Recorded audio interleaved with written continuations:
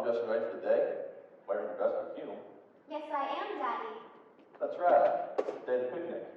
I hope there's a breeze off the water. Oh, Miss Fern says there always is. She says it never rains on the 1st of June, too. Don't count on it. Are you leaving today, Daddy? My plane goes in an hour. Back to Washington, the Pentagon, and climb with that coddle's eggs. I like coddle's eggs. You like everything. You're just too good to be true. How long will you be gone? Sealed orders, darling. All I know is I'll be home as soon as I can. Now, what will you give me for a basket of kisses? I'll give you a basket of hugs. I like your hugs. I like your kisses, Daddykins. You're so big and strong. I'll miss you. The general doesn't have one pretty girl on his whole staff. Oh, I wish you didn't have my daddy. I'll miss you every day. Will you write to me? Do you want me to? Of course I want you to. Then I write to you every day. Every time I write to your mother, I shall put in a note for you. Will you really? Really and truly. And every time the general tells a good joke, I'll send you an official report. Well, that won't be too often, Daddy. You better send me the bad ones, too. Sweetheart, I will.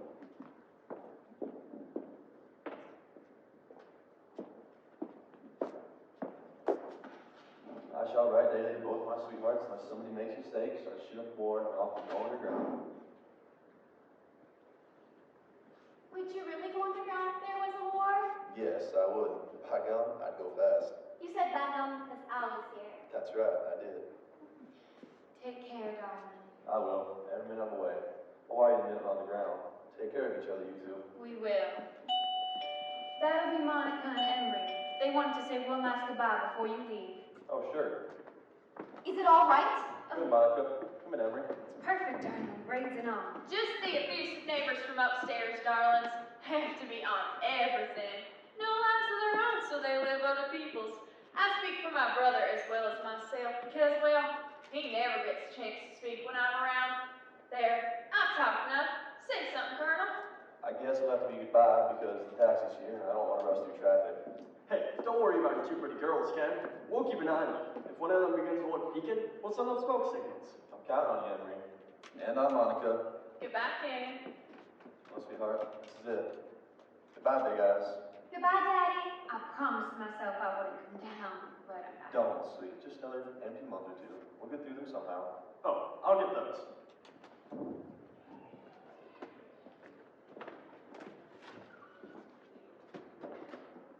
Goodbye. Poor boy. He hates to go. And you hate to let him go. I'm not very self-sufficient. Well, I am, and it is no good. You're in love, the two of you, you lucky characters. I wish I were. Oh, by the way, nobody has to take Rhoda to the bus because I made cupcakes for Miss Fern, and she's coming by to pick them up. Oh, good. But before she comes, I have two little presents for you, my darling. Presents? Yes, the first is from Emery. It's a pair of dark sunglasses with rhinestone decoration. He told me to tell you they're intended to keep the sun out of those pretty blue eyes. Well, now who is this glamorous Hollywood actress? Could it really be little Miss Rhoda Penmark who lives on the first floor of my apartment house? I like them. Where's the case? It's right here. And the second present, which is from me, it was given to me when I was just 8 years old.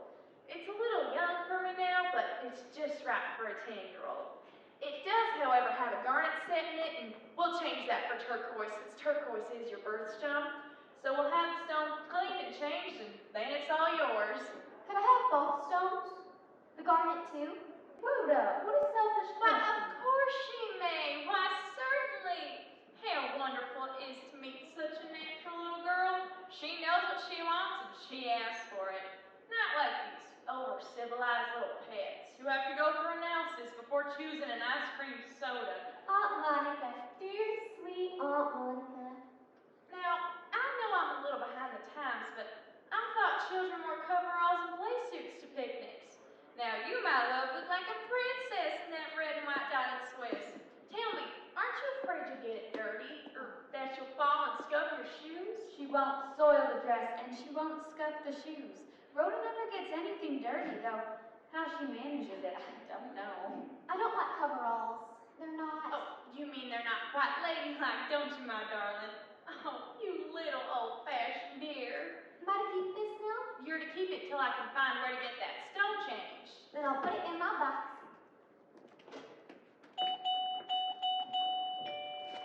Leroy, guess I'm pretty early, Miss Penmark, but it's my day for doing the windows on this side. You can begin in the bedroom, Leroy.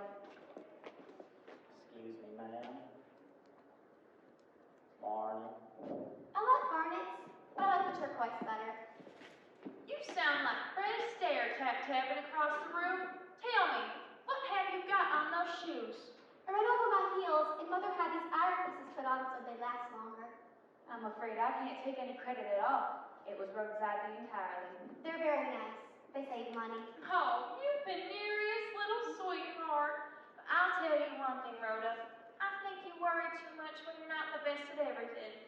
That's why Emery and I thought you should have his presents today. You wanted that penmanship medal very much, didn't you?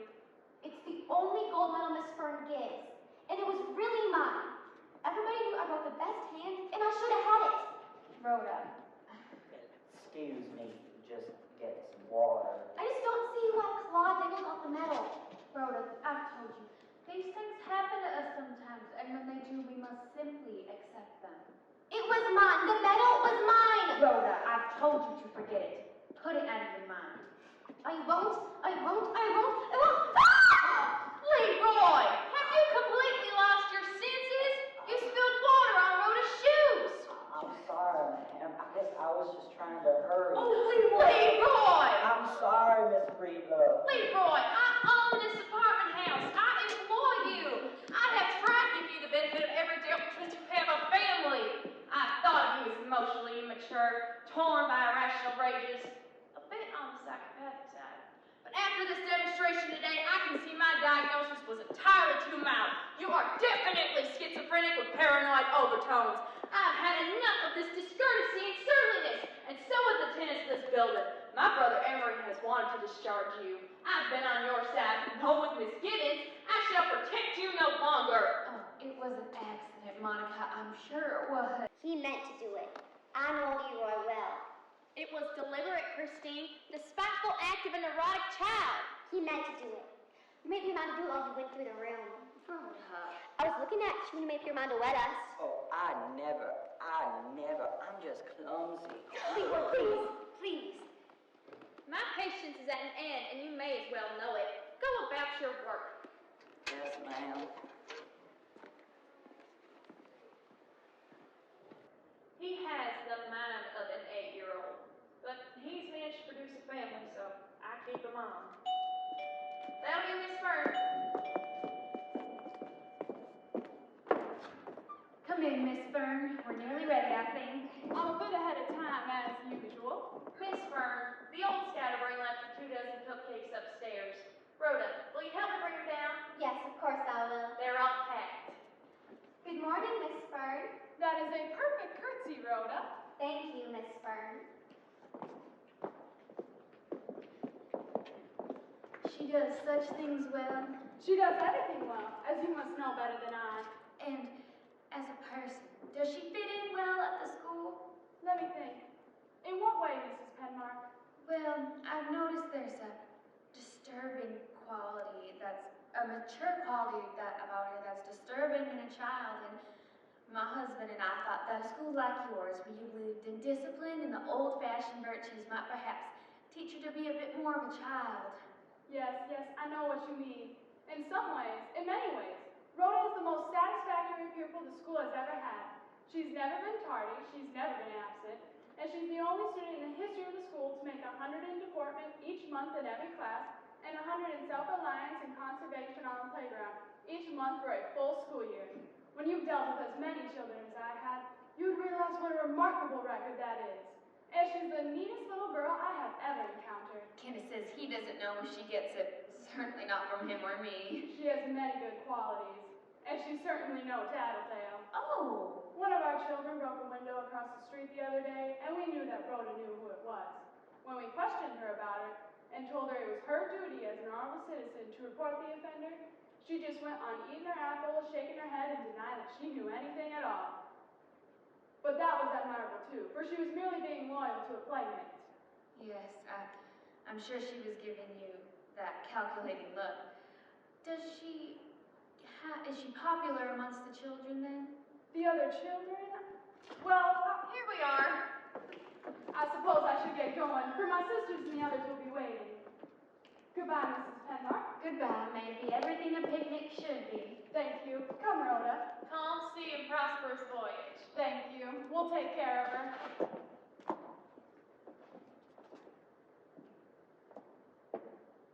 Well, we stole time, didn't we, Rhoda? Bless you both.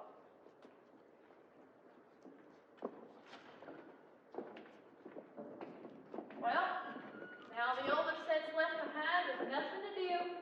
I suppose I could go through the jury business of making my face look presentable. Your face? Think of mine. I always get lonely when Kenneth goes away. You never know what could happen before you see each other again. There's an old saying, we die a little at parting. My dear, we die a little every day if we want to brood about it. Why don't we make some kind of party of this? Aren't you having Reginald Tasker and Emery over for lunch? Can't I help with that? What do you feed a criminologist? Prussic acid, blue petrol, brown glass. Hot weather things. Nothing could hurt Reggie. He thrives on buckets of blood and sudden death. How many mysteries has he written? I think an entirety of his works would encircle the Empire State Building, or myself. Come on. I'm a garrulous old hag, but I can grind glass. We ain't gonna let you be so lonely.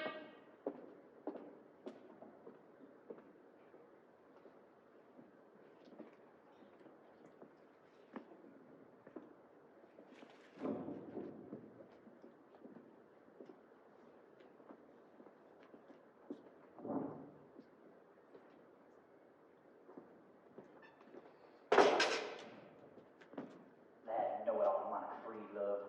She don't think nobody knows nothing but her. I show her plenty.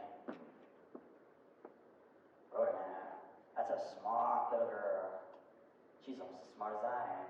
She sees through me and I see through her. But damn, she's smart.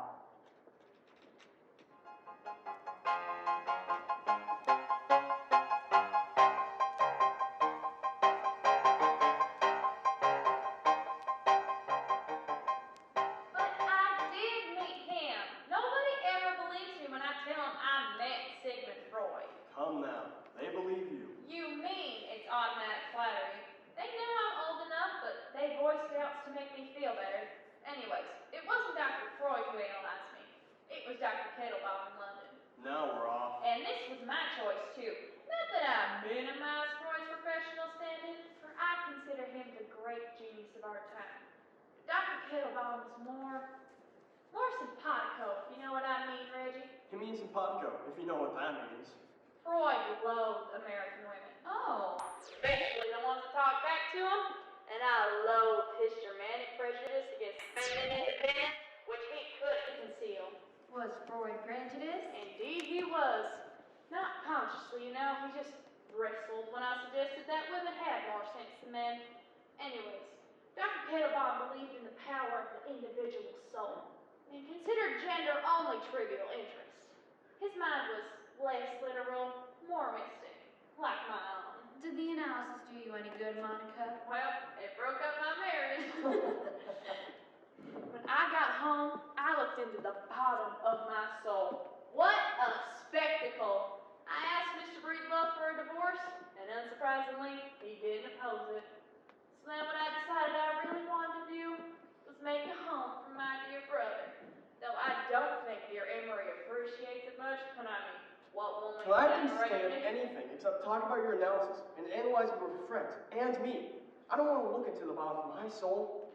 I can understand that perfectly. We're all so sensitive about these things. The truth absolutely disgusts us. Can't we talk about something normal, like murder? Anyone mind if I smoke a cigar?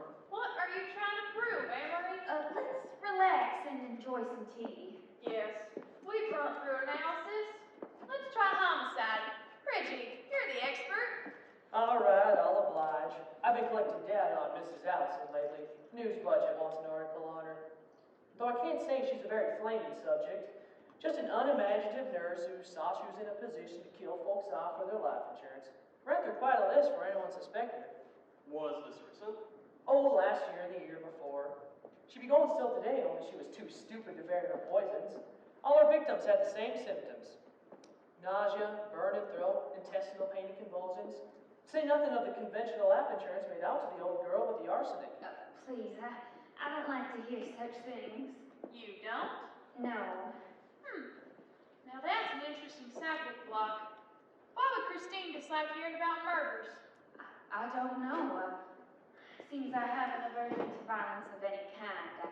I even hate the revolver Kenneth keeps in the house. Well, which do you dislike more, the revolver or the poison? I hate them both. How about we try this? How about you say the first thing that comes to your mind? That way we can get to the root of your anxiety. Just say whatever you think, no matter how silly it sounds. Tell your story, Reggie, and Christine will associate. Oh, nonsense, Monica. What do you mean associate? Oh, Well, the story ends like this.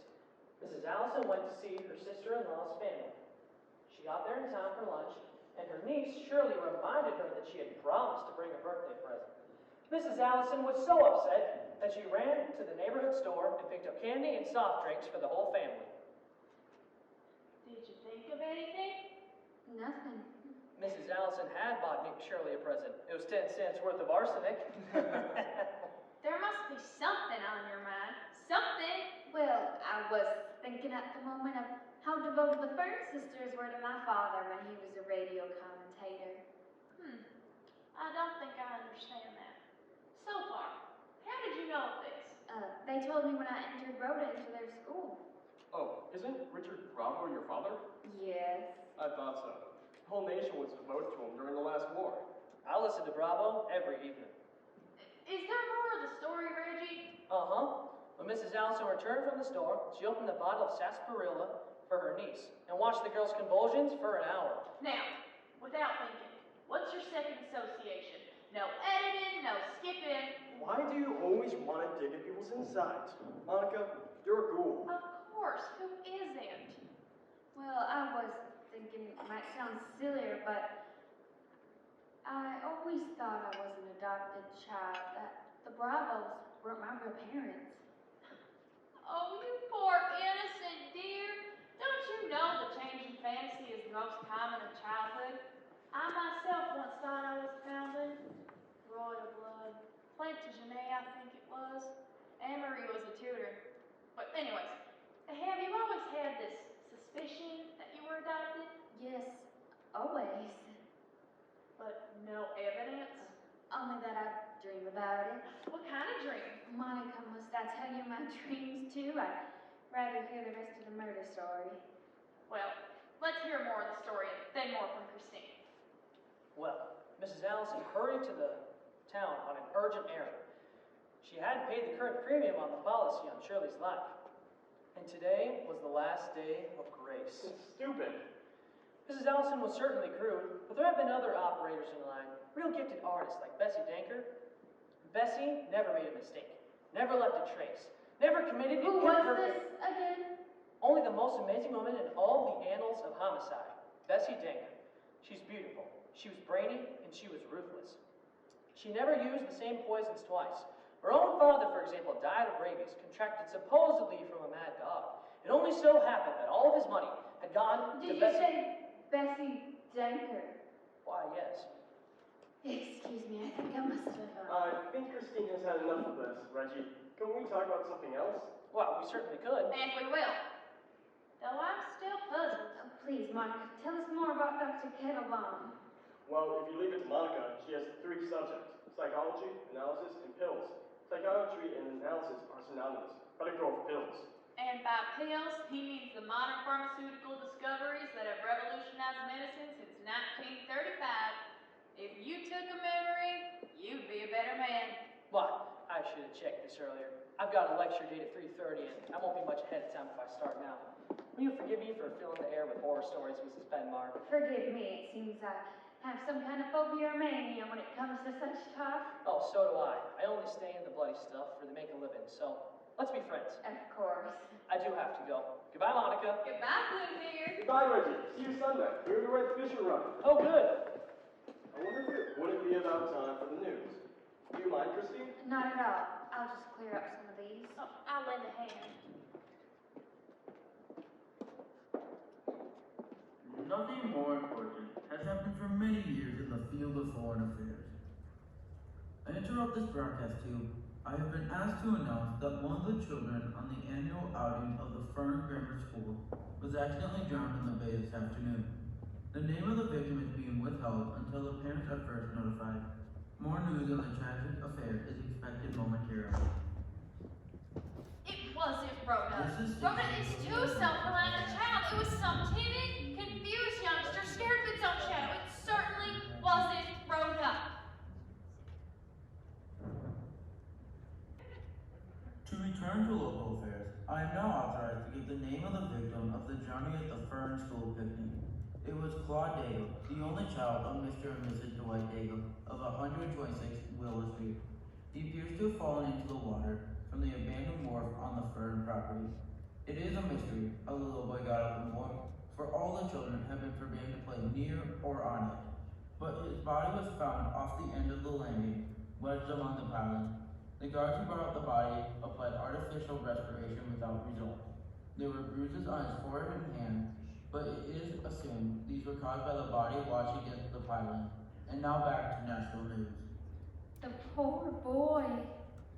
They'll send the children home immediately. They must be on their way now. This will be the end of the picnic. I don't know what I'm going to say to Rhoda. She's only 10. I remember I didn't know much about death until I was much older. Didn't touch me closely. The teacher I adored died, and my whole world changed and darkened.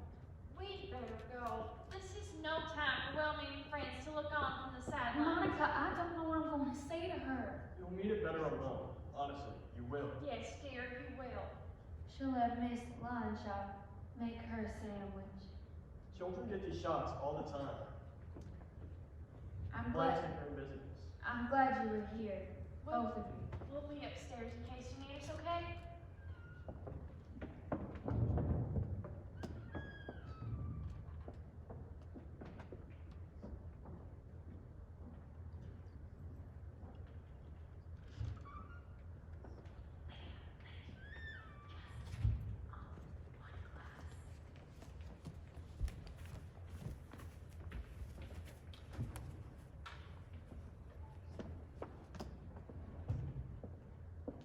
Darling, you're home.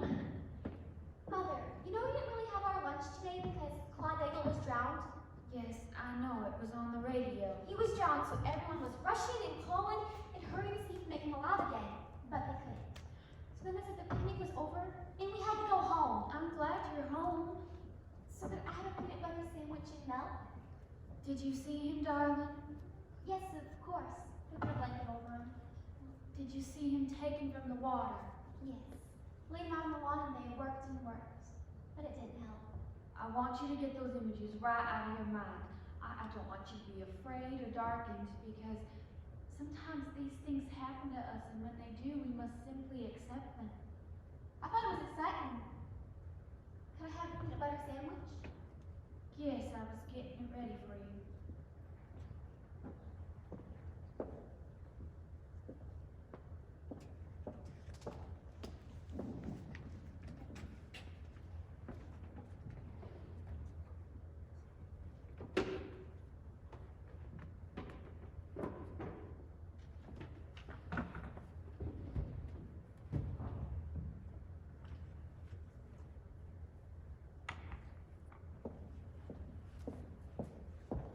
Here you go, darling. You're handling yourself very well for what happened today, but just the same, what happened was a tragedy, and I want you to know that I understand how you feel. I don't know what you're talking about. I don't feel any way at all.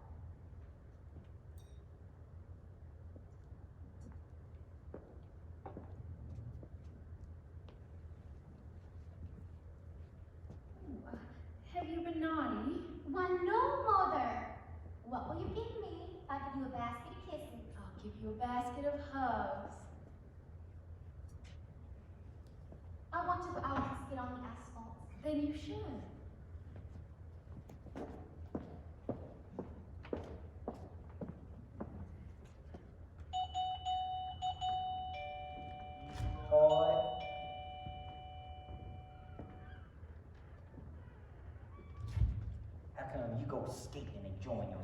your poor little schoolmate's still damp from drowning in the bathing.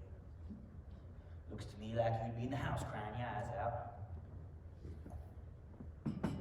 Either that, or be in church burning a candle in a blue cup. Bye, Mother. Goodbye, Rhoda.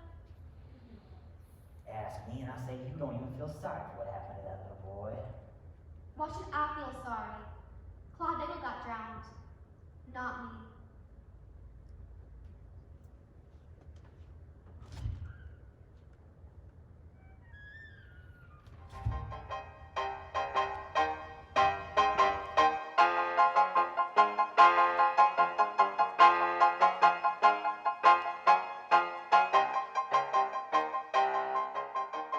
Then the knight, alit from his steed, sought what way he could find out of his labyrinth, and a path appearing, he began to make his way along it, and at that time it began to grow dark.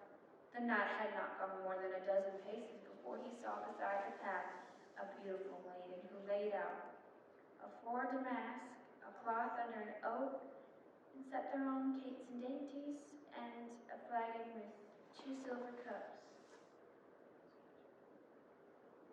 Mommy, Yes, why aren't you reading? I was just thinking, I guess. About what? The accident? Partly about my phone call. The lines were busy. What are cakes and dainties? Little cakes, I think. Oh, And set thereon cates and dainties, and a flagon with 2 silver cups. Knight, she called, Knight, come eat and drink with me, for you are hungry and thirsty, and I am alone. Did you take your vitamins, dear? I took one before. This is the second. I was saving them because I like the juice.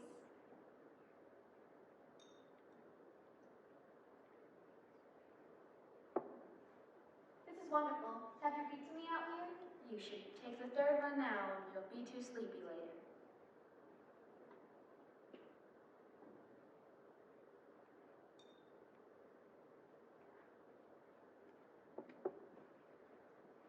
All right. I close my eyes, but I won't be asleep. I know. Then the knight answered her, I thank you, fair lady, for I am not only hungry and thirsty, but I am lost within the forest. Then he let his parsley graze nearby, and he feasted with the lady who gave him loving looks, sweeter than the wine from the flagon. Though the wine was sweet and strong, and in this fashion, the time passed till the light was gone out of the wood, and it was dark. The knight heard the music of Harpias softly playing, and he perceived that a fair pavilion stood nearby under the oak trees. Lighted by the torch, the servants were going to and fro, and he was aware that the pavilion had not been there in the daylight, but had been made out of darkness by magic. Rhoda. Rhoda.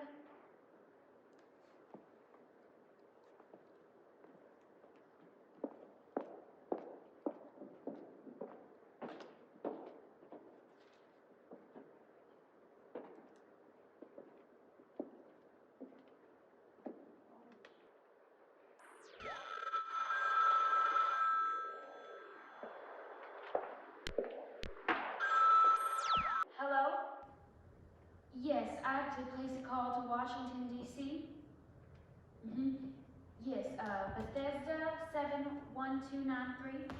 Yes. Daddy, oh, I'm so glad you called. I've been trying to get you all night. You said in your last letter that you might be coming down to Tallahassee? Well, that's not too far from here. Are you sure you're up to doing such things? Well, then could you come down and see me? Oh, could you make it sooner though? Could you, no, we're both fine. It's not that. Oh, you saw Kenneth at the airport. Tell him that I love him and I miss him. But, Daddy, I must see you. No, it's nothing like that, Daddy. Do you remember that reoccurring dream I used to have as a little girl? Yes, well, I'm starting to get them again and again, and I know what the fortunes say, but even they say your dreams can't come from anyone's past but your own. Well, I don't know, but is there something terrible about my past that you're not telling me? No? Nobody?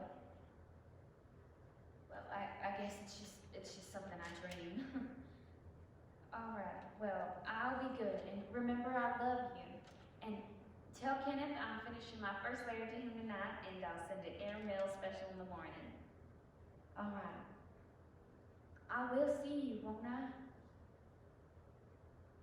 Alright, dear. Good night.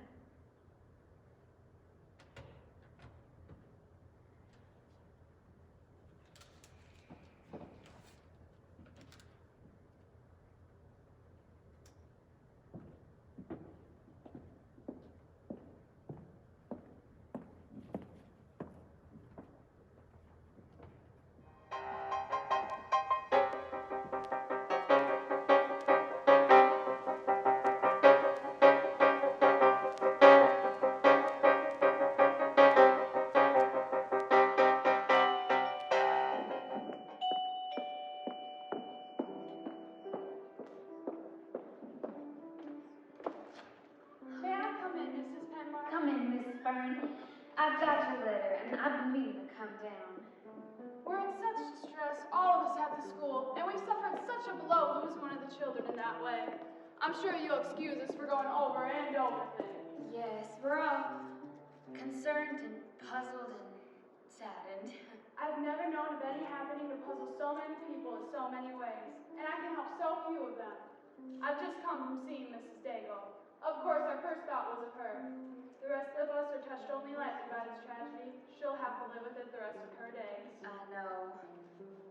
I've actually seen Mrs. Daigle several times now, and each time she's asked me to find out from you if you had any clue or information where it might have gone. Is it missing? Yes, it wasn't found with the body and has completely disappeared. Didn't know. Good morning, Miss Fern. Good morning, Rhoda. Mother, could I sit outside under the scuppernong arbor for a while and read my book? Of course. It's shady there, and I can see you from the window, and you can see me from your window, and I like to be where you can see me. Is it a new book? Yes, it's Elsie Dinsmore. When I got her prize at Sunday school, I'll be here. I'll be right there all the time. Goodbye, Miss Fern.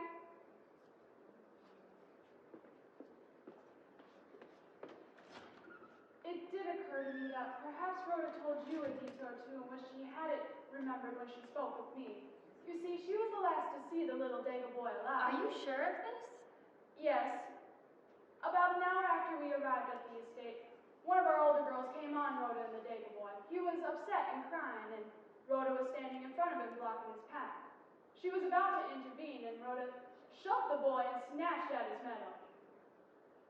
She was going to do something about it, but then he broke away and ran off down to the wharf, where he was later found. Rhoda followed him, not running, just walking along, taking her time, is what the older girl said. Has it occurred to you that the older girl may not be telling the truth? That isn't at all likely. She's one of the monitors that we appointed to keep an eye on the younger children. She is 15 and has been with us since kindergarten days. No, Mrs. Penmark, she was telling precisely what she saw. We know her well. And this was the last time Claude was seen? Yes. At noon, I believe it was, one of the guards saw Rhoda coming off the wharf. He was about to shout a warning, but by then she was already on the beach again, so he decided to forget the matter. He didn't identify the girl by name, but said she was wearing a red dress, and Rhoda was the only girl that wore a dress to school that day. At 1 o'clock, the lunch bell rang, and Claude was missing when the roll was called. I'm sure you know the rest. Yes, but this is a very serious matter, and if Not serious, really. When you've seen as much of how children behave as I have, you realize that children conceal things from adults. Suppose that Rhoda did follow the Daigle boy onto the wharf. So many things could have happened quite innocently. He could have hidden himself in the old boathouse, and then when discovered, backed away from Rhoda and fallen into the water. that could have happened, yes. Now, Claude, though he is an excellent swimmer, and he looked frail, he could easily have swum to shore. And, of course, Rhoda knew that. But how could she have known that the treacherous pilings would have been the exact spot where she fell? No, she couldn't possibly know. Perhaps the thought in Rhoda's mind was that when he'd fallen into the water, he'd ruin his new suit. and she'd get a scolding for it. Or when he didn't swim ashore, she could have thought that he had hidden himself under the old wharf and then to scare her or to frighten her or to escape her. And then when it was too late to do anything, she might have been too afraid to admit what had happened.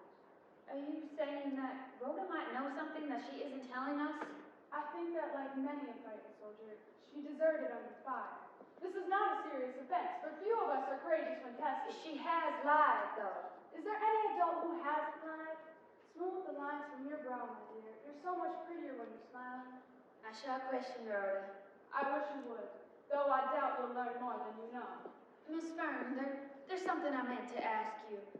There was a floral arrangement at Claude's funeral sent by the children of the Fern School, and I'm sure the expenses were paid by the children, but I was never asked to pay any sort. The tribute wasn't nearly so expensive as the paper seemed to think. The money was collected and the flowers paid for. You must have phoned me while I was out then. No, my dear. We thought perhaps you'd want to send flowers individually. Why would we have done that? Rhoda wasn't friendly with the boy, and my husband and I had never met the Daggles. I don't know. See, in the matter of making decisions, we were trying to, and if there's only 3 of us. Yes, you make excuses for Rhoda, and then you come here and you admit to me that you didn't ask me to pay for the expenses, and the reasons you give are obviously specious.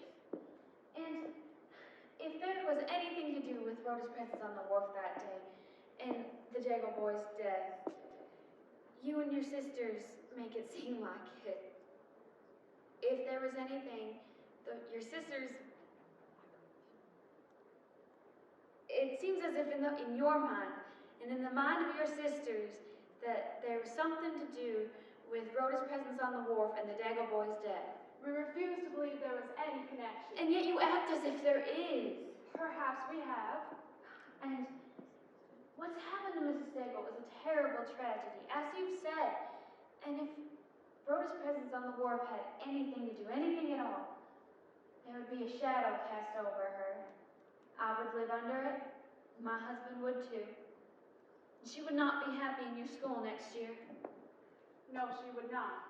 And since she would not, we thought in our minds, as well to make our decision now, that she will not be there. So you've already decided to not invite her back, saying that there is a shadow over her. Yes, we have made that decision. But you can't tell me why.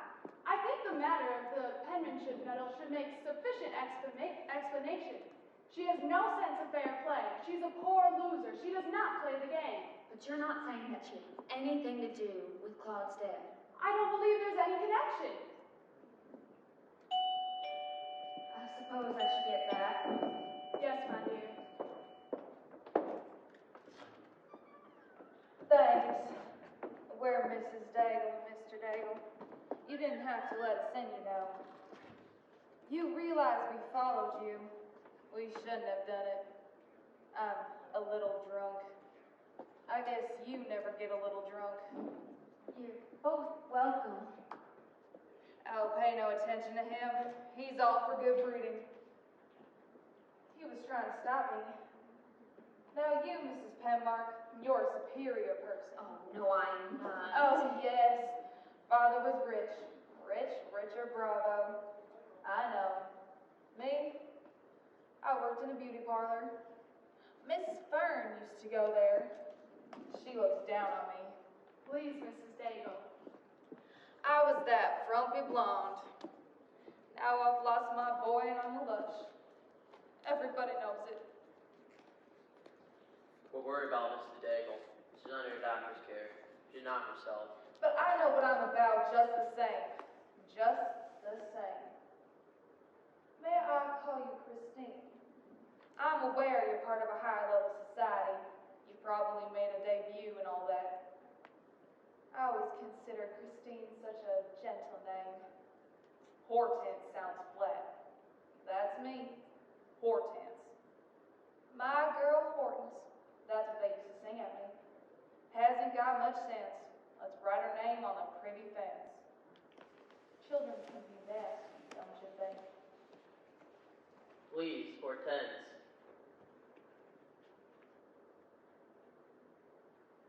You're so You have such exquisite taste in clothing. Of course, you have amples of money to buy 'em with. What I came to see you about, I asked Miss Fern, how did Claude happen to lose the medal? She wouldn't tell me a thing. I don't know, Mrs. Daigle, truly. You know more than you're telling. You're a sly one because of the school. You don't want the school to get a bad name. But you know more than you're telling, Miss Butterwood and Melt Fern. There's something funny about the whole thing, Christine. I've said so over and over to Mr. Daigle. He married quite late, you know, in his 40s. Of course, I wasn't exactly what the fellows would call a spring chicken either. We won't have any more children. No more. Please, Hortense, let me keep you home where you can rest. Rest. Sleep. When you can't sleep at night, you can't sleep in the daylight. I lie and look at the water where he went down. There's something funny about the whole thing, Christine. I heard your little girl was the last one to see my boy alive. Will you ask her about the last few minutes? Maybe she remembers something. Any little thing. I don't care how small it is. You know something? Miss Fern dyes her hair. She knows something and she's not telling me. Oh, my poor little Claude, what did they do to you? I'm sorry, Hortense. I will ask Rhoda. I don't know what, but I'll do what I can. Someone took the medal off his shirt, Christine. It couldn't have come off by accident. I pinned it on myself. There was a clasp that locks in place. It was no accident. You can wear such simple things, can't you? I never could wear simple things. Couldn't even buy them. When I got them home, they didn't look so simple. He was such a lovely, dear little boy. He used to call me sweetheart. He said he was going to marry me one day. I told him, you'll forget me long before then. You'll find a prettier girl and you'll marry her. And you know what he said then? He said, no, I won't. Because there's not a prettier girl in the whole world than you are. If you don't believe me, you can ask the girl who comes in and cleans. She was present at the time. Hortense, Hortense! Why do you put your arms around me? You don't give a damn about me. You're a superior person and all that, and oh, God, forgive me. There were those bruises on his hands, and that peculiar crescent-shaped mark on his forehead. He must have bled before he died. That's what the doctor said. And what happened to the medal? Who took the medal? I have a right to know what became of the penmanship medal. If I'd known, I have an idea what happened to him. I don't know why you took it upon yourself to put your arms around me. I'm as good as you are. Claude was even better than your girl. He won the medal, and she didn't. I'm drunk. It's a pleasure to stay drunk when your little boy's been killed. Maybe I'd better lie down. We'll go home, and you can lie down there. Why not? Why not go home and lie down? Goodbye, all. I'm sorry. Oh, who cares what they think? I drank a half a bottle of bondage corn in little sips. I'm drunk as holy hell. That poor woman. I've tried to think of any little thing that I could tell her to help, but nothing ever does. Nothing ever will. I should get going. Thank you for bearing with her and with me. Well, I don't know what'll help that poor creature, but I'll do what I can. We all have to do what we can.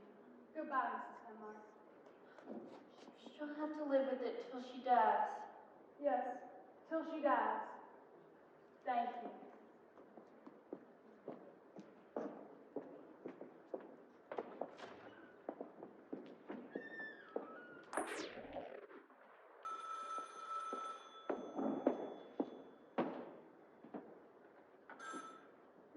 Hello?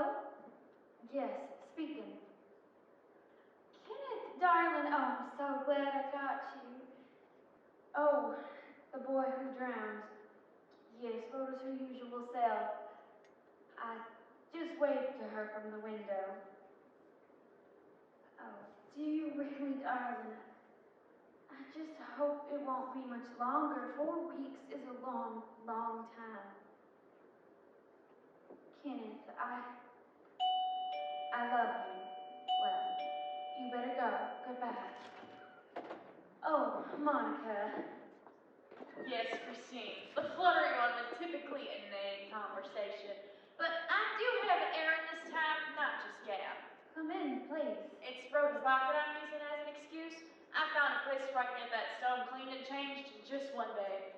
They didn't agree to this unusual effort without a little pressure. I mean, I had to threaten. Not really, though. You don't know the old busybody. She uses pressure, blackmail, influence, bribery. In fact, I had to pull them all on old Mr. Peterson. I'll grab the locket. I know where she keeps it. Anyway, so I told him straight, I'm handling the community chest again this year, and if you were as busy as all that, I'd be happy to revise my estimation of his contribution up by a considerable amount. Oh, you found it. The little dear keeps her treasure so carefully, it's almost a miserly delight. Shall I wrap it? No, I'll just drop it in my purse. And now, I'll take to the air, dear Christine, only do forgive me for bursting in and rushing out. No ceremony, please. Ceremony, just plain pragmatism. Goodbye, darling. Goodbye, Monica.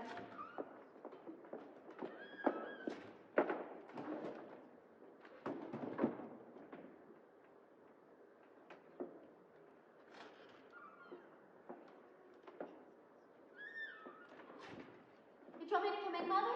When you waved? So you had the medal after all. Claude Daigle's medal. Where'd you find it? How did the medal happen to be hidden under the lining of your drawer, Rhoda? When we move into our new house, Mother, can we open up our room, Mother? Can we, Mother? It's so pretty and shady, and I love sitting in it. Answer my question. How did the medal get in your drawer, Rhoda? And tell me the truth. And remember, I am not so innocent as to what went down as the picnic as you think. Miss Byrne has filled me in a great deal, so how did the medal get in your drawer? It certainly didn't get there by itself. I don't know how the medal got there, Mother. How could I? You know very well how it got there. Did you go on the wharf at any time during the picnic? Yes, Mother. I went there once. Was it before or after you were bothering Claude? I wasn't bothering Claude, Mother. What makes you think that? One of the guards said he saw you. One of the guards said he saw you coming off the wharf, and he said it was just before lunchtime. He's wrong, and I told Miss Barr he was wrong. He called at me to come off the wharf, and I did. I went back to the lawn, and that's where I saw Claude. But I wasn't bothering him. What did you say to him? I said, if I didn't win the medal, I was glad he did. Oh, please, Rhoda. I know you are a drop liar. But it's true, But Mother, every word. One of the monitors said she saw you snatching at Claude's shirt. Is that true? Every word? That big girl is Mary Beth Musgrove. She told everybody she saw me. Even Leroy knows she saw me. You see, Claude and I were playing a game we made up. He said if I could catch him in 10 minutes and touch the medal with my hand, it was like prisoner's space. He let me wear the medal for an hour. How can Mary Beth say I took the medal? I didn't. She didn't say you took the medal. She said you snatched at it and that Claude ran away down the beach. Did you have the medal then? No, Mommy, not then. When did you get the medal, Rhoda? Oh, I got it later on. How? Well, Claude went back on his promise, and I followed him up the beach. But he stopped and said I could wear the medal all day if I gave him 50 cents. Rhoda, stop that. Is that what happened? Yes, Mother. I gave him 50 cents, and he let me wear the medal. Then why didn't you give Miss Byrne the medal when she questioned you, Rhoda? Oh, Mommy. Miss Fern doesn't like me at all. I was afraid she'd think bad things about me. I told her I had the medal. You knew how much Mrs. Daigle wanted the medal, didn't you? Yes, Mother. I guess I did. You know Mrs. Diggle is heartbroken over this. She's lost her only child. I don't think she'll ever recover. Do you know what I mean? Yes, Mother, I guess so. No, I don't think you do. But it was silly to want to bury the medal pinned on Claude's coat. Claude was dead. He wouldn't know whether the medal was pinned on him or not. Oh, I've got the sweetest mother. I tell everybody I've got the sweetest mother in the world. If she wanted a little boy that bad, why didn't you just take one out of the orphan's home? Rhoda, don't talk to me. Go to your room. We have nothing to say to each other. Okay, Mother. Rhoda, Mrs. Clara Post from Baltimore. Do you remember her? She liked you very much. Yes. She was very old, and you would go up there every afternoon. She would show you all of her treasures. Your favorite was an crystal ball in which opals floated. She promised you this treasure when she died. One afternoon, when the daughter was out at the supermarket, you were alone with the old woman. You said that she heard a kitten meowing outside, and she went to go check up on it, and somehow fell down the spiral back stairs and broke her neck. You said she just went to check up on it and missed her footing, and somehow fell 5 flights to the courtyard below. Yes, Mother, it's true. Then when the daughter got back, you asked her if you could have the crystal ball, and she gave it to you. And it still hangs at the head of your bed. Yes, Mother. Did you have anything to do, anything at all with Claude's death? What makes you ask that, Mother? Rhoda, look me in the eyes and tell me. I must know. No, Mother, I didn't. You're not going to the Fern school next year. Okay. I'll call Miss Fern and let her know. No, she'll think I lied to her. That you did lie to her, Rhoda. But not to you, Mother, not to you. No. Hello? Fern school, please. Miss Claudia Fern. No. No message. She wasn't home. What would you say to her, Mother? I don't know. It can't be true. It can't be.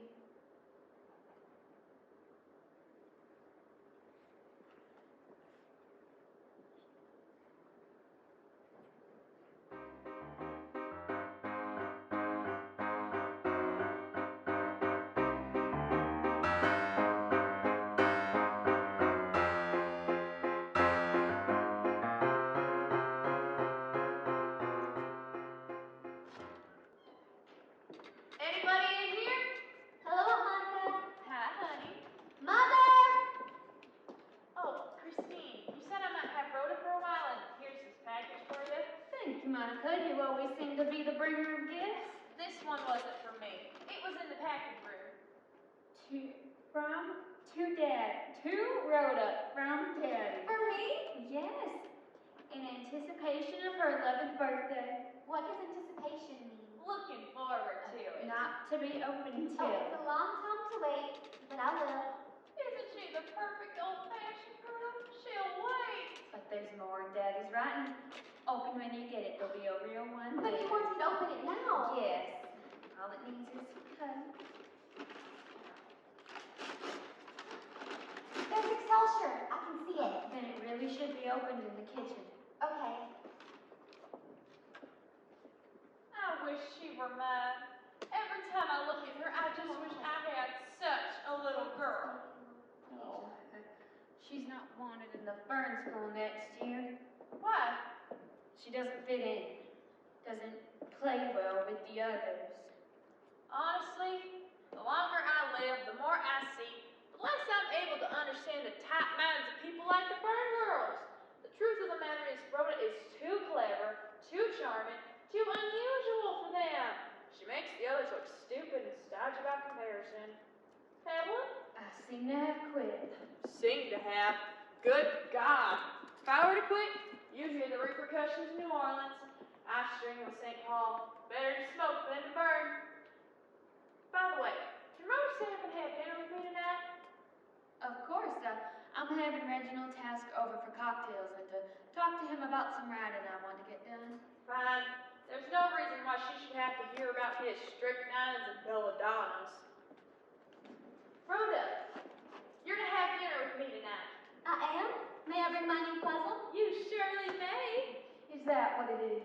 I think it must be the best jigsaw puzzle in the whole world. Leroy? Oh, Leroy, there was a lot of Excelsior. He'll take care of it, dear. Yes, surely, ma'am. Don't bother to sweep the kitchen, Leroy. I'll do it. It's a map of Asia with all the animals. I have an aversion to cobras, but it's Freudian. There's a lot of this stuff scattered around, Miss Oh, Penmall. but let him sweep it here. I shall run up and check on the simmering meat sauce. Ooh, is it spaghetti? It is, approved. My favorite. Come up anytime. It must be nearly ready. Oh, by the way, before I leave, this was in the mailroom for you. It's a letter. Thank you. Well, Is it Daddy? not your daddy this time, mine. He's coming to see you. Grandfather? He said he'll be here tonight. I think he can sleep. Oh, Monica has an extra room. I'll go ask her. Be right back.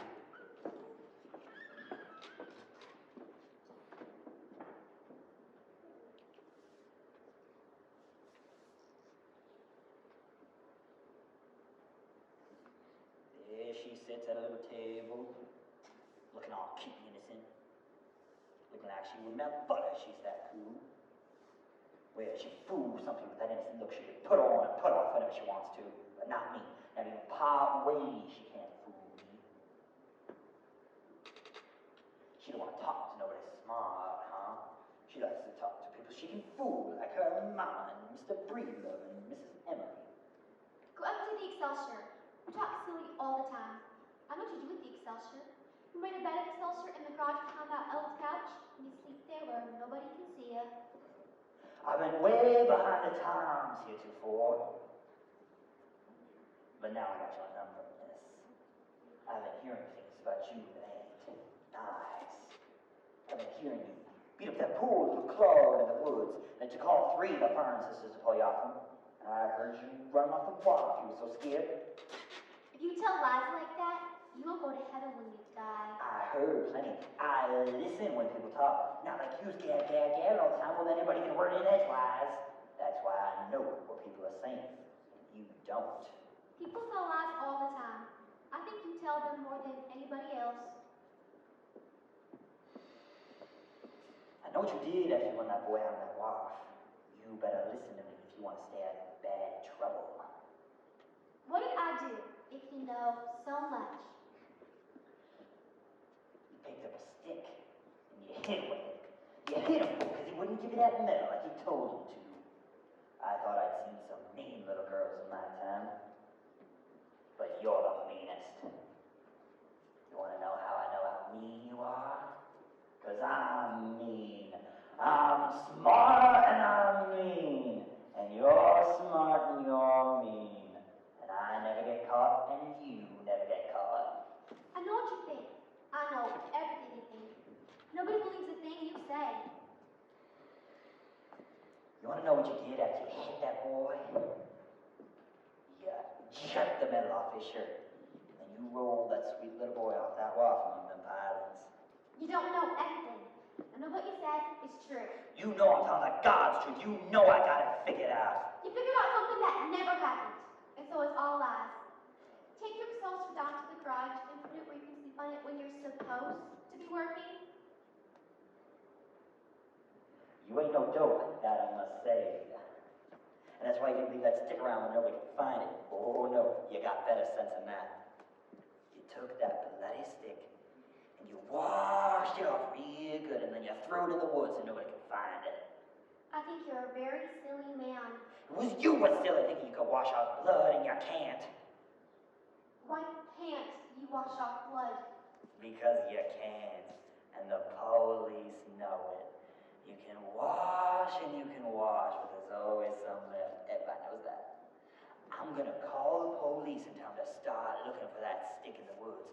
See, they got what they call sticky bloodhounds. Have a look. Those stick bloodhounds can find any old stick there is that's got blood on it. And then they'll take that stick and wash so clean, and they'll sprinkle their special blood powder on it. That little boy's blood will show up on that stick. It'll show up a pretty blue color like a robin's egg. You're scared of the police yourself. What you say about me, it's all about you. They'll get you with that powder.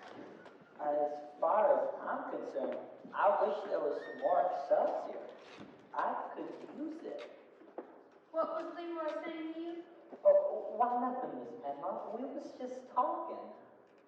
Well, just the same, you're not to speak to her again. Oh, I started it, Mama. I told him it was a puzzle all about Asia, and I hardly know where anything is in Asia. Very well, but you're not to speak to her again. Is that entirely clear? Yes, ma'am. You're really working in the dark here. You'll strain your eyes over these things. Mama, is it true that a policeman can wash blood off anything? Will the place really turn blue? Well, who's been talking to you about such things? Leroy? No, Mom, it wasn't he. It was some men who was at the gate in the park. Well, I don't know how they test for blood. Could ask Mr. Tasker or Miss Furnish. Nobody, Mommy! Nobody believes me. Nobody helps me. I'm your little girl, and I'm all alone. It's not a very good axe, Rhoda. You might perfect it enough for someone who doesn't know you, but at present it's easy to see through. Maybe you better go up to Aunt Monica's and have dinner. Yes, she said any time.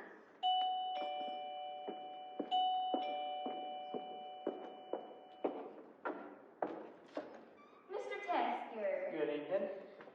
This is my daughter, Rhoda. Hello, Rhoda. Why isn't she a little sweetheart? Thank you. Now that's the thing that makes an old bachelor wish he was married. You like little girls to curtsy? Why, it's the best thing left out of the Middle Ages. I'm having dinner upstairs. Well, the loss is ours. All ours. You may go now, Rhoda. Yes, Mommy. Isn't she a little ray of sunshine? I've seen her stormy. No doubt, but she's going to make some man very happy someday. Just that smile. Since I've called you, I've had a wire from my father, and he said he'll be here tonight. Bravo's coming? Yes. No. Been a year since I've seen him. Now there's a man I've always wanted to meet. He said he won't be here before long, perhaps for dinner. Oh, good. If you're thinking of writing mystery stories, Bravo was quite an authority on criminology early in his career. Yes, I know. He could probably help you more than I could. He covered practically all the horror cases from Leopold and Lovan. What will it be? A gin and tonic? Good, I'll have it too. Now, the question I was thinking about asking you might be more psychological. I doubt it's been asked or answered if it has been until recently. I may not have all the answers. Well, perhaps none of us do, but see, what I was thinking of writing made me wonder. Do children ever commit murders? Or is crime something that grows with the criminal as they grow up, so that really only adults commit the terrible acts? Well, I've thought so, and so have several authorities I've consulted lately. Yes, children have often committed murders, and quite clever ones, too. Some murderers, particularly the distinguished ones who are going to make great names for themselves, start amazingly early. In childhood? Oh, yes. Just like the mathematicians and musicians. Poets develop later. Not much worthwhile has been written in poetry before 18 or 20, but Mozart showed his genius at 6, and Pascal was a master mathematician at 12. And some of the great criminals were top-flight operators, whether they were out of short bands and pinafores. Then they learned from their environment, grew up amongst criminals. Oh, I wonder if that could be Father. That is, I'd like to stay and talk to them for a moment. Oh, that's expected. Daddy! Hello, darling. I'm early. Oh, I'm so glad you're here. Well, think of me as something of a truant, sweetheart, but you said you wanted to see me, and I wanted to see you, Well, I'm glad. This is Reginald Tasker. one of my favorites. Put you to sleep regularly? Sometimes keeps me awake. You know, you've done some impressive work for the Classic Crown Club. Now, I always thought the best papers they ever printed were by Richard Bravo. Well, all compliments aside, my later later books didn't sell as well as the early ones, and the war came along. Now I just write. You just write some filler now. Well, what you have written will never be forgotten. Let's hope. Now your daughter's hoping to try her hand? At writing? She can't even spell. Well, I do get lonely here when Kenneth goes away, and I thought maybe I'd work on a murder mystery in the evenings. And you're encouraging this competition? Well, one of her latest questions really stumped me. She was wondering whether criminal children were always the product of environment. Well, there's nothing difficult about that, little one. They are. Look, can't I have some of this wicked mixture you're lapping up? Of course, I'm sorry, but do you really think they're always a product of environment? Always. I couldn't prove you wrong, of course. But some doctor friends of mine assure me we've been putting too much emphasis on environment and too little on heredity lately. They're convinced that there are people who are incapable of acquiring a conscience or morals or just... And their brains are as common as the ones among humans 50,000 years Do you ago. believe this? Yes, I guess I do. Well, I don't.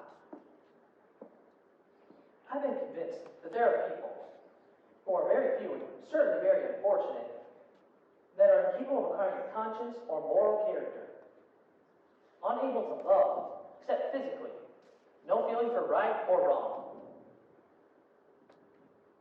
I've heard such assertions, but never found any evidence behind them. If you encounter a human without compassion or pity or morals, he grew up where these things weren't encouraged. That's final and absolute. The stuff you guys are talking is Tommy Rock. Do your doctor friends have any evidence? Not enough to prove anything, but they are convinced that there are such people. Children who are born into the best families, with every advantage of education and discipline, who are incapable of acquiring any moral scruples. It's as if they were born blind. You couldn't expect to teach them how to see. And do they look like fruits? Are you sold on this? I want to know. Well, some of them do. Others can present a more convincing picture of virtue than normal folks, like a wax rosebud or a plastic peach. More perfect than the real thing. They imitate humanity beautifully. That's horrible. Some of them seem to have done some pretty horrible things and kept on looking innocent and sweet. I'd like to examine the evidence. Until I do, there's not much sense discussing this. Well, I'd like to go into it with you, Mr. Bravo. You see, this clinic I frequent has been convinced that there are bad seeds, just plain bad from the beginning, and nothing you can do to change them. Is this favorite murderess of yours an instance? Bessie Danker? Was Bessie Danker a bad seed? Well, I suppose she was, since the murder started so early in her vicinity. She earned her sobriquet, the Destroying Angel, in early childhood. She started young. Yes, the term wasn't transferred to her until much later. But Bessie was lethal and accurate from the beginning. One of her most famous murders involved the use of a deadly emetida, a mushroom known as the Destroying Angel. It wasn't until some clever reporter transferred the term to her. In fact, it was a colleague of Mr. Bravo's, unless I'm mistaken. It may have been. I don't know. Well,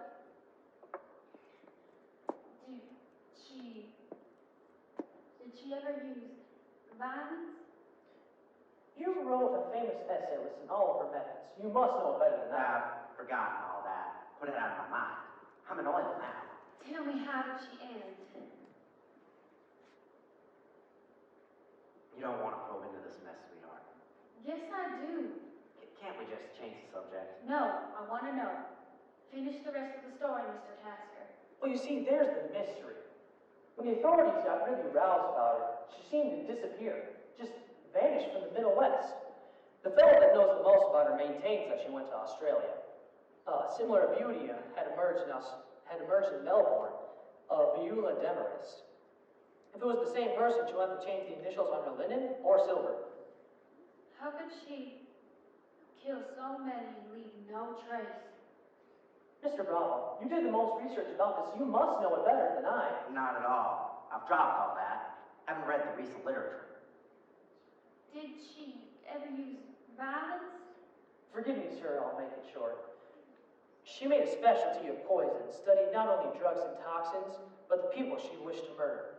It's impossible to prove murder when the victim dies of rattlesnake venom in western Colorado.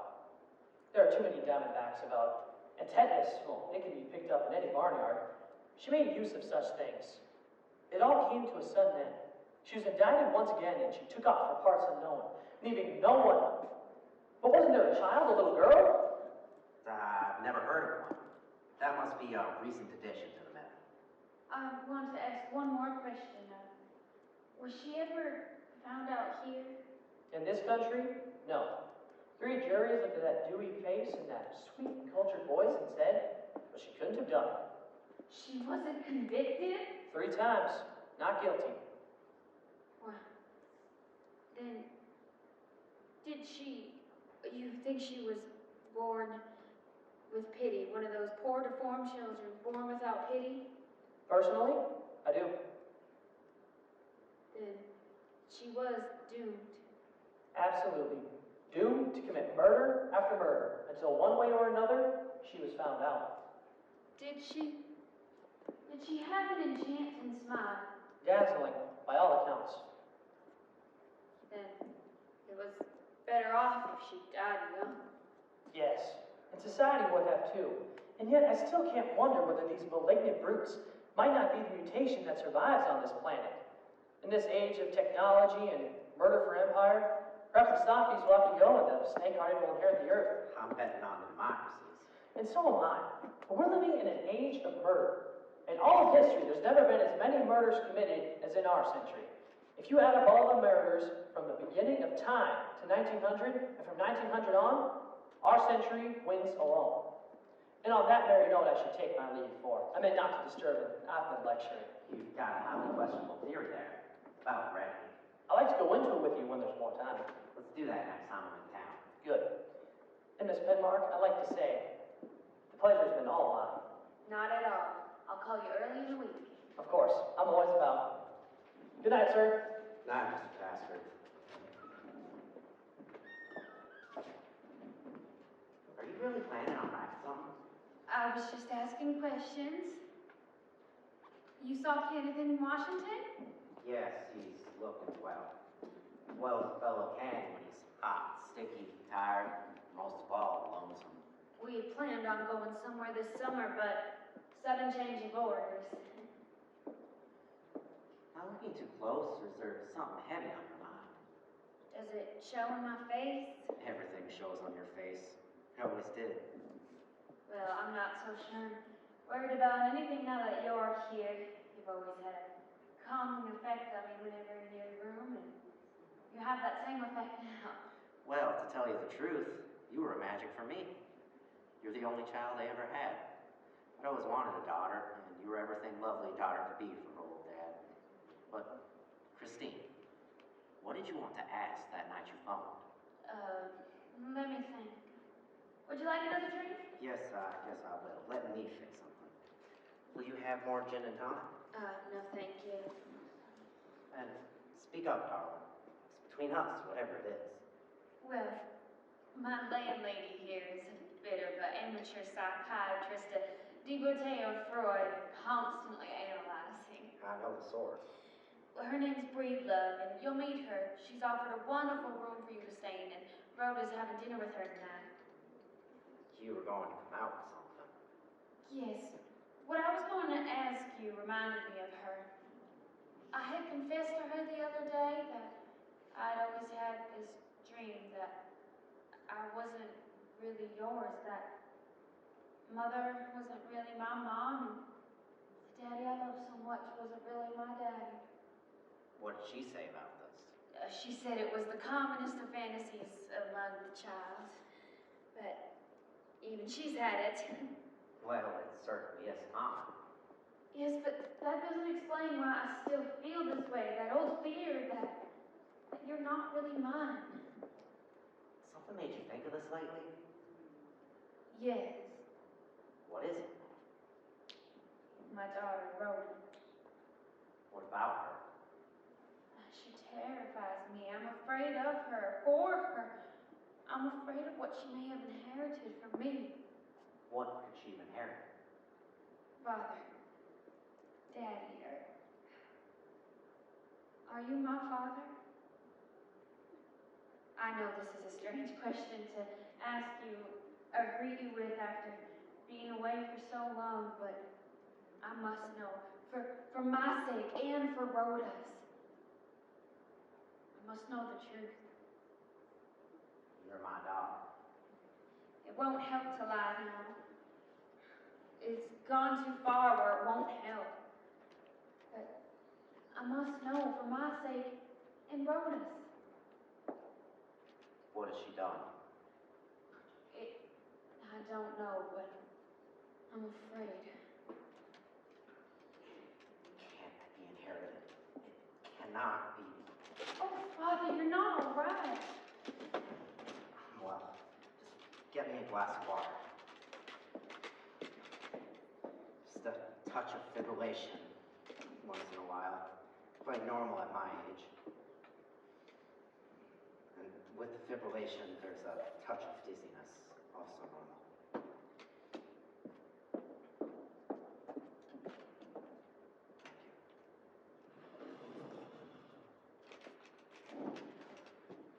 I'm all right now. I won't ask any more questions. I think that's for the best. Only I have the answers now. The answers? Yes. I've always been a very fortunate man. Tell a long history of jobs that came in the nick of time, of lost money found, of friends that came to pay old debts just when I had to have money. Every main turning point in my life, some good fairies seemed to intervene to flip things my way. But the biggest piece of luck I ever had, luck that saved my reason, kept me going, was a little girl named Christine. You're the only child I ever had, and before you came, how I was to be top of bear. But you made life bearable. I changed my way of life, wrote about other things, kept going. You don't have to say any more. I don't, do I? No. You found me somewhere. Yes, in a very strange place, in a strange way. I remember the place. I don't think you could. You were less than 2 years old. I either remember it or I dreamt it. What kind of dream? Well, I dream of a farmhouse on the countryside where there were orchards. I'm in a room with my brother, who was older than I. And my mother she comes in to take care of him. She's a lovely, graceful, angelic woman. I suppose my brother must have died, for afterwards I'm alone in the room. One night I wake feeling terrified and that I can't stay in that house any longer. In the moonlight, I somehow crawl out the window and drop to the grass below. And I run past the first orchard to the tall weeds, and I hide there. I don't remember much after that, except towards morning I grow thirsty and I continue to eat the yellow pippins that fall from the tree. And as the light reaches over the clouds, I can hear my mother some distance away calling my name.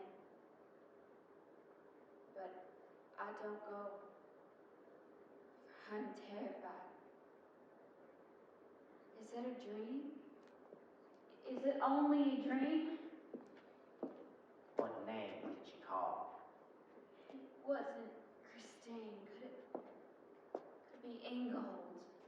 Yes, Ingold Denker. You remember that name? Yes, I remember it now. She yells, Ingold Denker.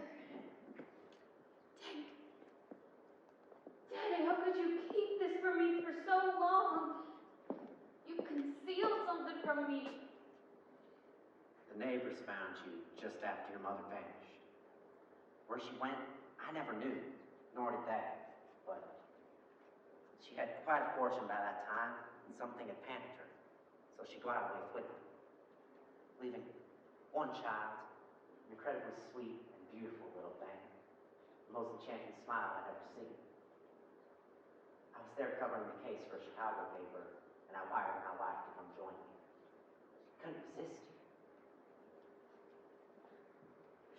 But you should have left me there. Neighbors found you and rescued you. Would you rather stay with them? No, you know I wouldn't. You've been a wonderful father. That place and that evil woman, my mother. The place and events in every man's life you'd rather not remember, Christine. It's past and doesn't touch you. Don't let it hurt you. Is it? My daughter, Rhoda. I'm afraid for her. What has she done? It's as if she were born blind. Cannot happen. Does not happen.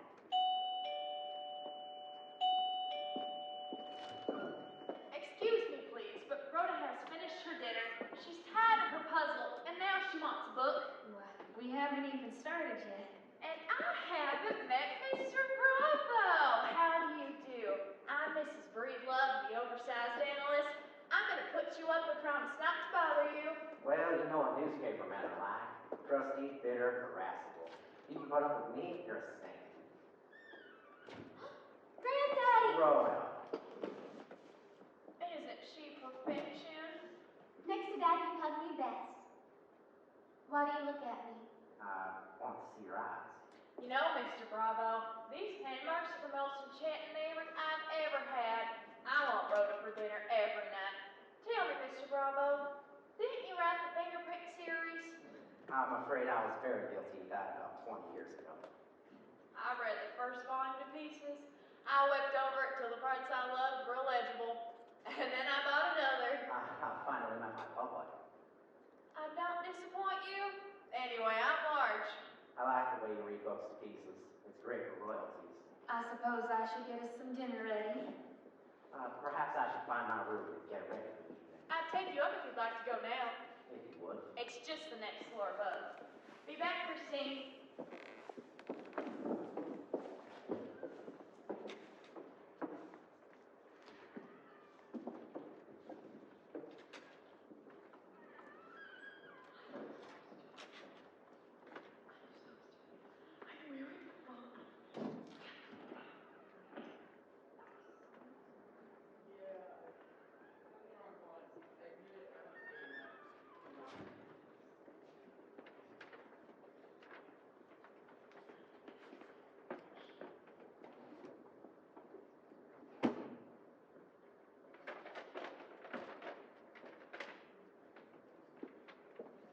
What are you doing?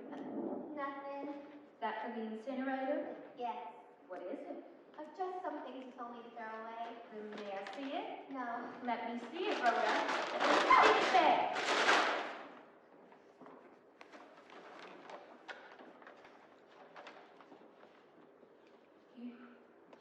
You hit him with these, didn't you? That's how he got those bruises on his forehead and hand. You hit him with the shoes. Answer me, Rhoda. I hit him with the shoes. I had to hit him with the shoes, Mother. What else could I do? Do you know that you murdered him? It was his fault. If he would have given me the milk I told him to, I wouldn't have hit him. Tell me everything that happened and start from the beginning, okay? And there's no sense in lying because I know you killed him.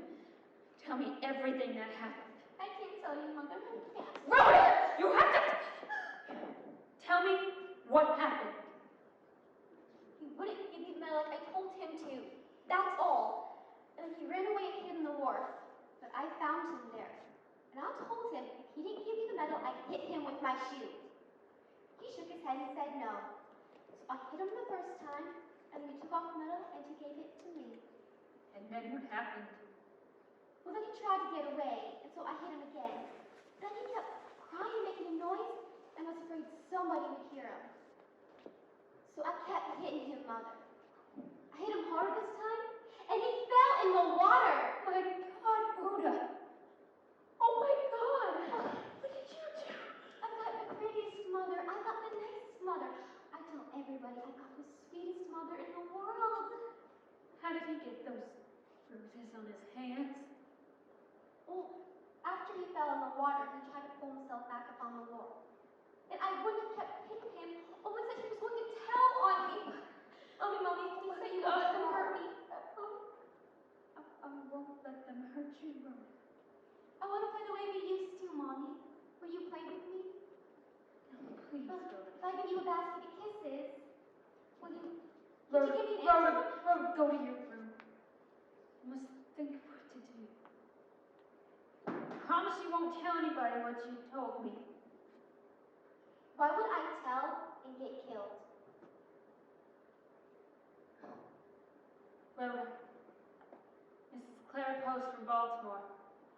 I hope so much another won't hurt me now. There was ice on the steps, and I slipped and fell against her, and that was all. That was all? No. I slipped on purpose. Rhoda, okay, take your shoes, take them and put them in the incinerator. Go and burn them now. Wait, what will you do with the metal, Mother? I don't know, but I'll figure something out. You won't give it to Miss Fern? No, I won't give it to Miss Fern.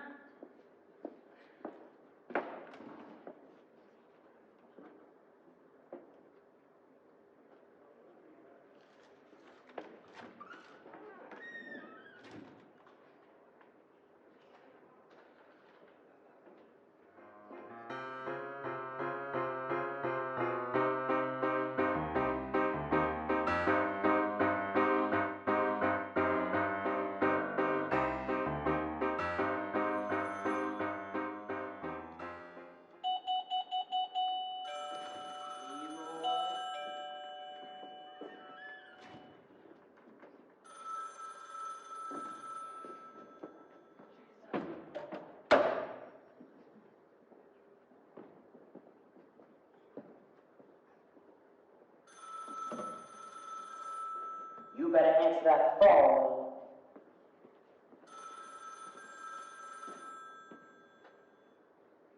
Hello?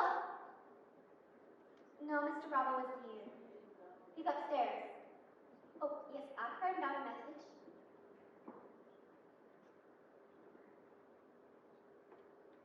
Yes, sir. I'll tell him. Goodbye. Found out about one lie he told. There's no such thing as a stick bloodhound.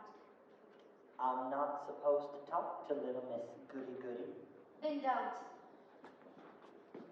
Where's your mama? Upstairs. For your own sake, though, I'll tell you this much. They may not be any stick bloodhound, but there's a stick, and you better find it before they do, or it'll turn blue, and then they'll fry you in the electric chair.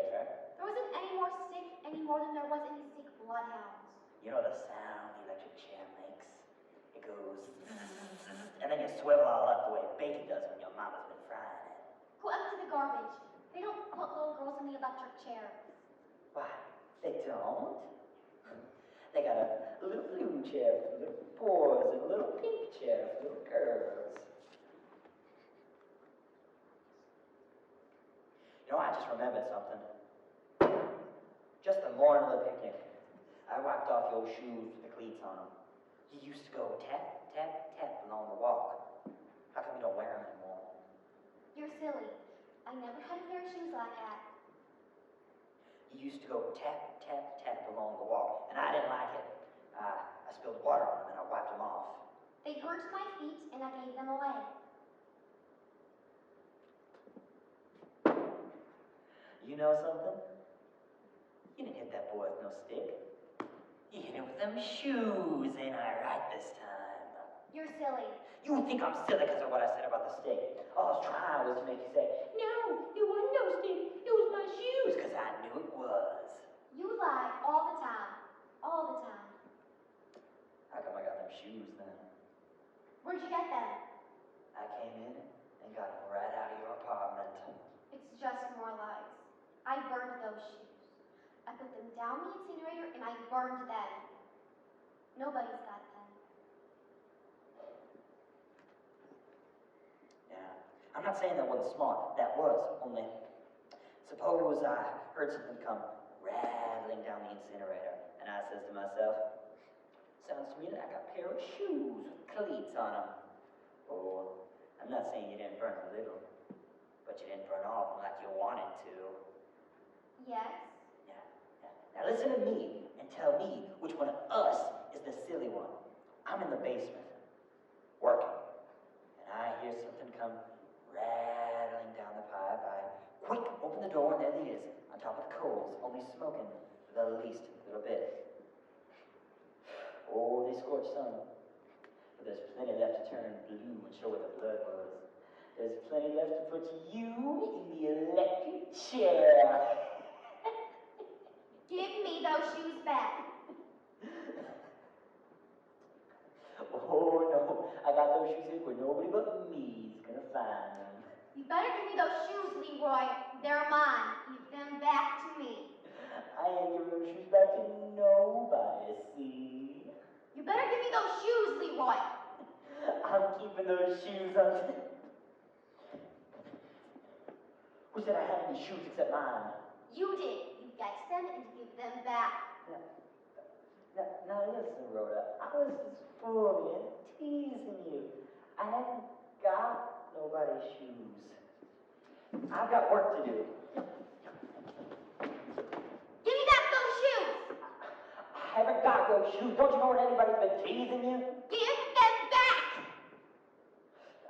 Go and practice your piano lesson. I keep telling you, I haven't got them. Will you bring them back? I was just fooling at first, but now I believe you did kill that little boy. I really believe you did kill with your shoes. You got them hid, but you better get them and bring them back here. Right here to me! Quit talking so loud. There's someone in the hall. What were you saying, Rhoda? Nothing. I heard you say bring them back here. He said he had my shoes. Mrs. Penrock, I haven't got nobody's shoes but my own. There's a number for Mr. Bravo to call. You may go, Leroy. Yes, ma'am.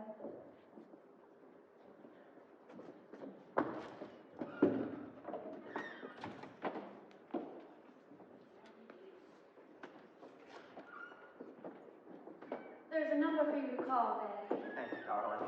Rhoda, look, turquoise. Thank you, Mom Monica. Oh, and there's the garnet too. Well, listen, Murray, I know I ran out on you, but it was imperative. Just wouldn't wait. Yes, I've had breakfast. If I catch a cab right now, I could just make it. No, I've never been on the rig. I'd like to see it. And remember, I've never missed a deadline. Think nothing of it. I'll be gone a couple of days, but when I return, I plan on making this my headquarters the next few weeks, if I may. As long as you can stand us. Thank you. Rhoda, Yes, Granddaddy? you have to patent that smile of yours. It does unfair things to your elders.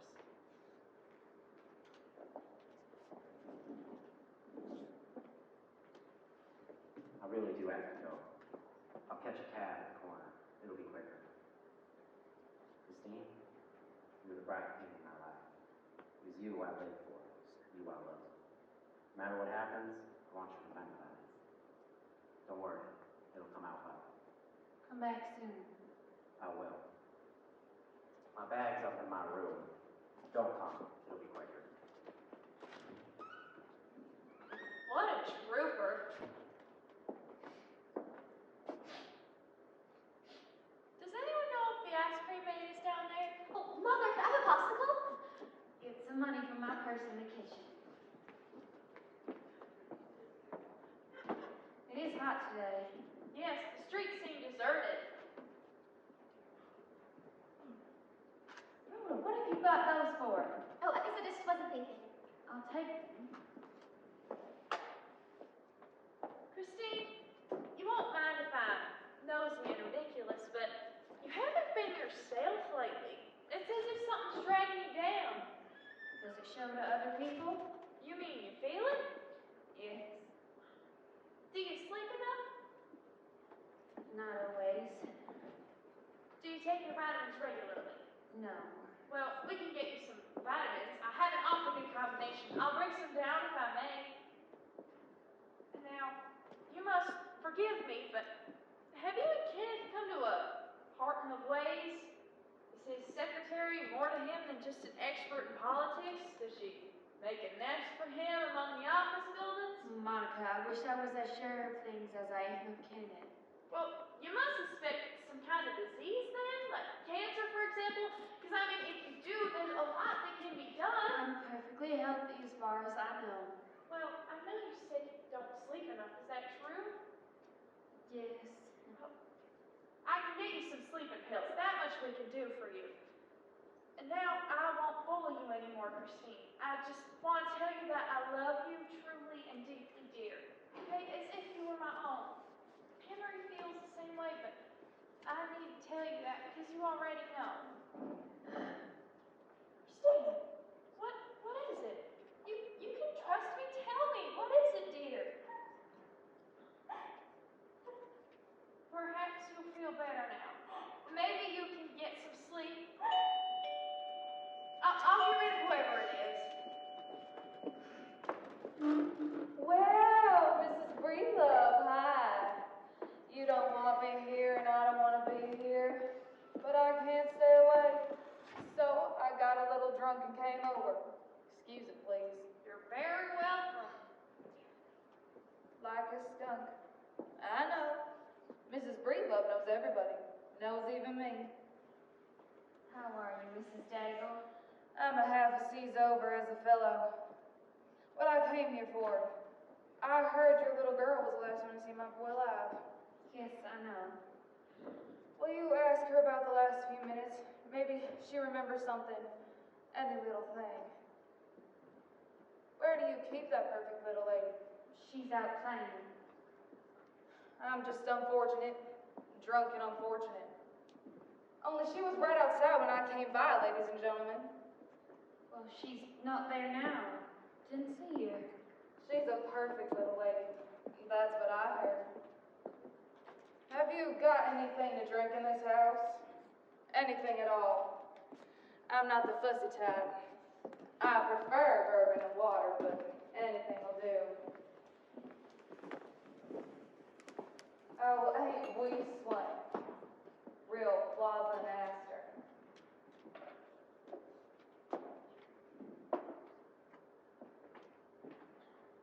What I came here for. Rhoda knows something. She hasn't told anybody. I talked to Miss Fern on the telephone a dozen times. She just gives me the brush off. She knows something, all right. She's not telling nobody. Oh my, are you all right here? I'm not intoxicated in the slightest degree. Kindly don't talk down to me, Mrs. Penmark. I've been through enough without all that. Rhoda, I brought back change, Mother. thank you. Mrs. Daigle is here to see you. So this is your little girl.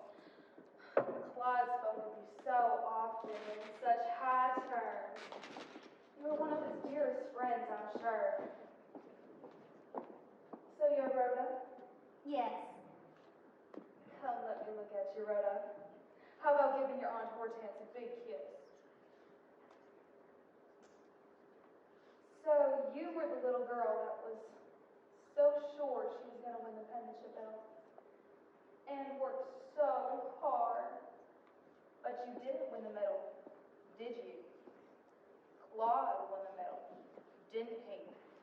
Now would you say it was fair and square, or he cheated? Rhoda, if you're to go shopping, you're to come with me now. Mr. Pageson is showing us his collection. Right now? We're a little late as it is anyways. Bring your popsicle, Rhoda. You can wash upstairs. Well, I must say. But they do have an appointment. Oh, I'm sure they do. Or practically sure. Of course, I didn't know Rhoda had all these social obligations. I'm sorry I interfere with Rhoda's social life. You haven't interfered at all.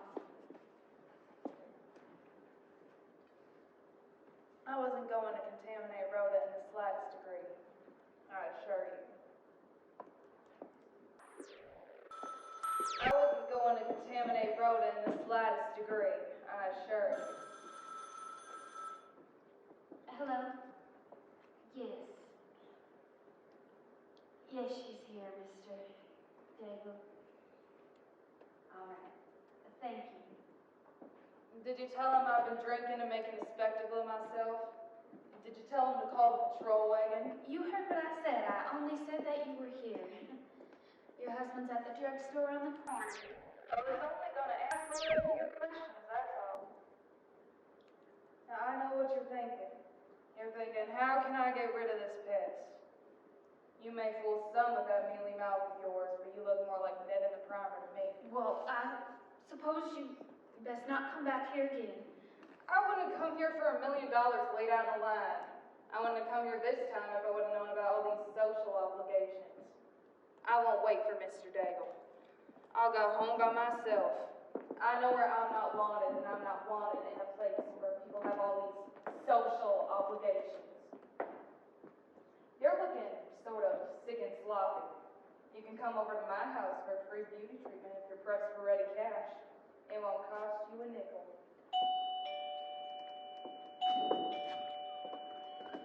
Thank you, Mr. Penmark. Call Hortense. It's time for us to go home. Oh my God, it's time to go home. Christine, you know something. You know something and you're not telling me.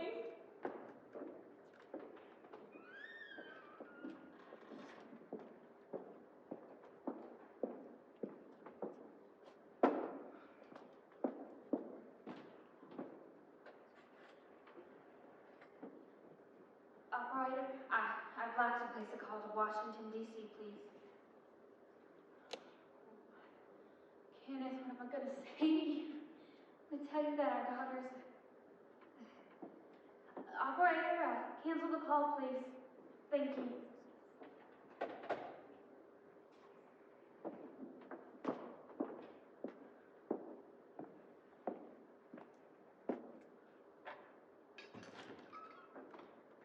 Good, she's gone. Sweet, I know I should take things into my all too capable hands, but I couldn't let her paw Rhoda any longer. Mr. Daigle came and got her. And I fear I've loosened discipline just a little, and I'll let Rhoda go down for another popsicle. She wanted another. That's most unusual. Yes, she seemed most eager. Sid, she's not one of those bad, self-indulgent little slobs. I figured it couldn't do her any harm. Oh, by the way, here are those sleeping pills and vitamins for you, both plainly marked. Thank you, Monica. I'll keep them separated. Emery called Blouse upstairs. He's coming by with Reggie to store some fishing equipment they bought this morning, and I'm to get them lunch. Wouldn't you like to run up and join us, you and Rhoda both? No, I'd rather not, Monica. You poor girl. I do bully you, and I promise not to. You hear that? It sounded like somebody shouting fire. It sounded close by. Rhoda, who's shouting? Fire! Fire! Emery, this way! Sounded like someone was saying fire. I don't think so, Mother. Fire! Fire! Fire! Fire! The garage door! There's a man in there! Oh my God. They're gonna break down the garage door. Break the door down! In there! Fire! Fire! That's Leroy's door! Break it down! Break it down! 1, 2, 3! I wasn't gonna do anything. I was just standing to see you. I haven't got There's a man on fire! Wait. There's Emery. There's Reggie. Monica, it's too late. Just before he got to the pond, he was lying still.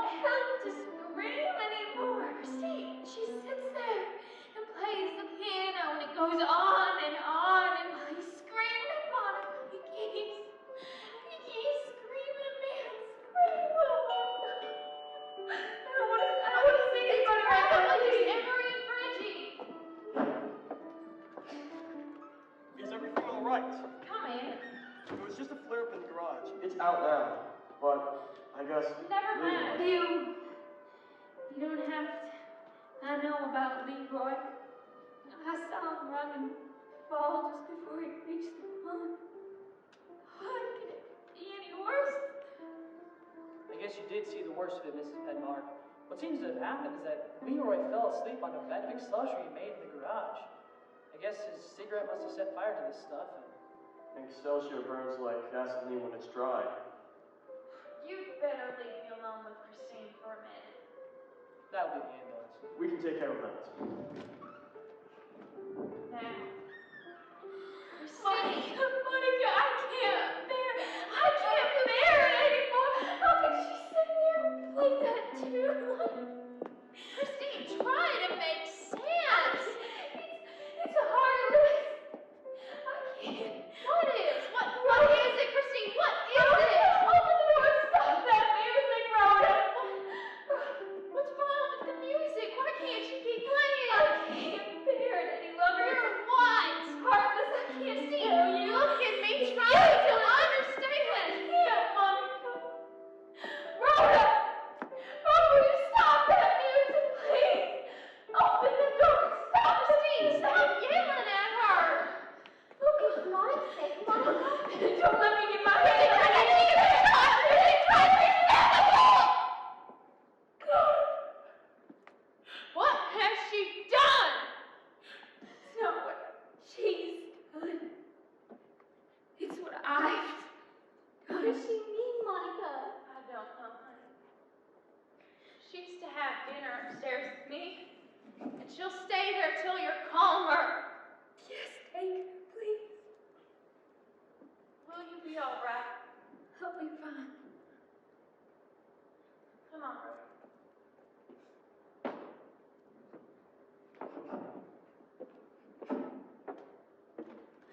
Oh, God.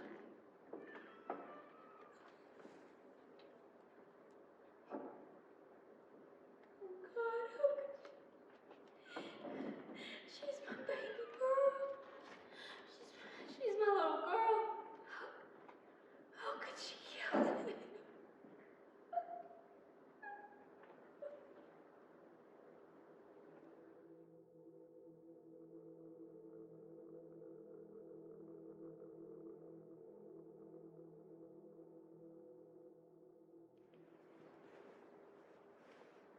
Polly put out one toe from under the covers to find out how cold it was.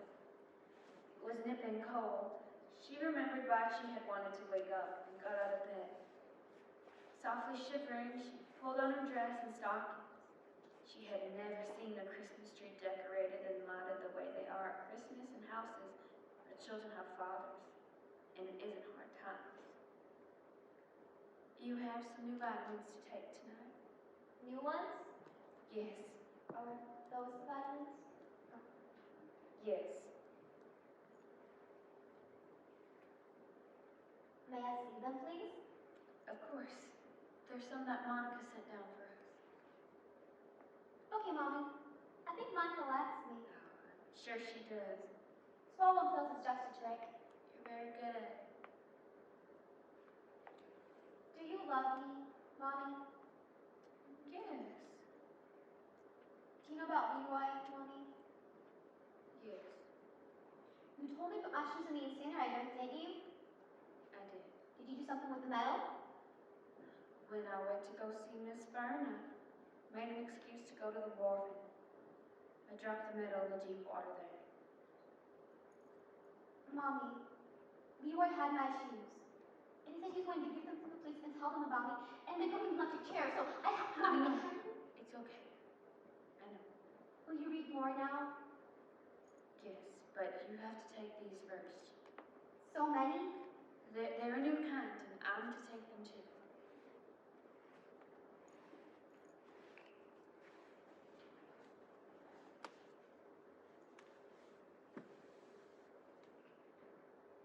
I got the fat juice.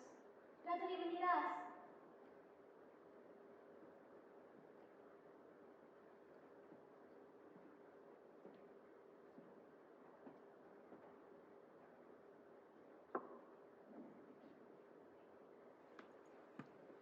Mommy?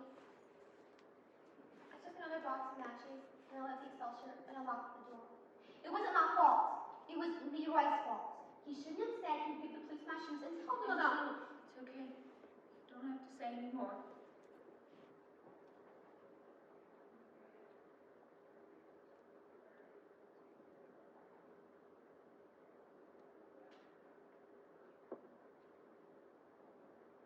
There. That's all. Don't let them hurt me, Mommy.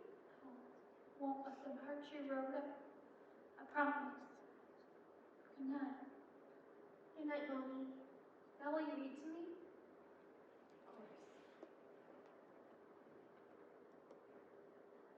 When Polly was all dressed up, she found her shawl and crept very quietly out of the room and out the front door. The door creaked, and she waited and listened. Nobody woke up. She closed the door carefully and looked at the bright moon and the shining cold snow. The Carters must have a tree. They lived 2 blocks away, and they left the curtains open. You could look in and see it. Polly walked carefully on the hard snow, keeping the warm shawl close around her. It was farther than she remembered. She could see that the lights were in the window. She came near, only making a little creaking noise before she dared go in. Then she gathered all of her courage and walked across the yard, and her shoes sinking through the crust. The Christmas tree was right in the front window, and the lights were on in the house, so she could see the silver top star at the top. My Rhoda, my dear Rhoda, I carried you. I can't let them take you. They'll take you away and put you in some kind of institution. I'm the only one that can save you now. So, sleep well and dream well, my darling. My only child, the one I love. For I shall sleep too.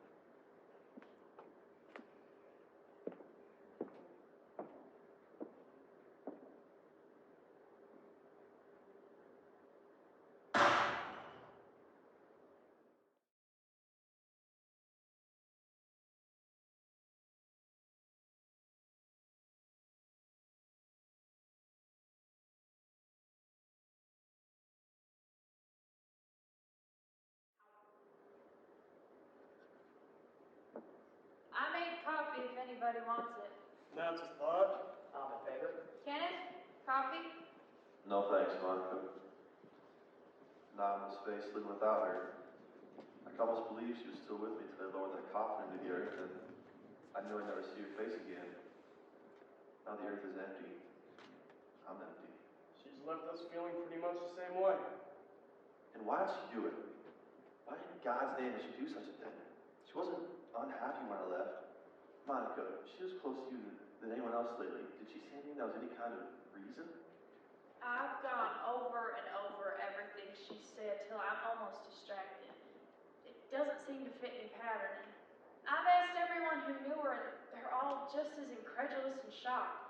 There seems to be no reason at all. There was a reason. Christine knew anything about a reason. Her father died suddenly, you said? Yes, he had a series of attacks, and I'm guessing the news of Christine's death was just too much for his heart. She had some worry or other, and I think it was connected with her father. She brooded over the Daggle boy's death and the death of Leroy. She was hysterical at the time of the fire, but that was understandable. When it happened, how'd you find her? Did you hear the shot? Yes, we heard and ran down. She had shot herself after giving Rhoda a deadly dose of sleeping pills. It was was obvious she wanted them to die together. Could Christina be insane? No, we can rule that out. I talked with her not long ago. She shuddered somewhat at my murder cases, but all her other responses were completely level-headed. No, Christine wasn't crazy. I don't know how I'll live. I don't know that I will.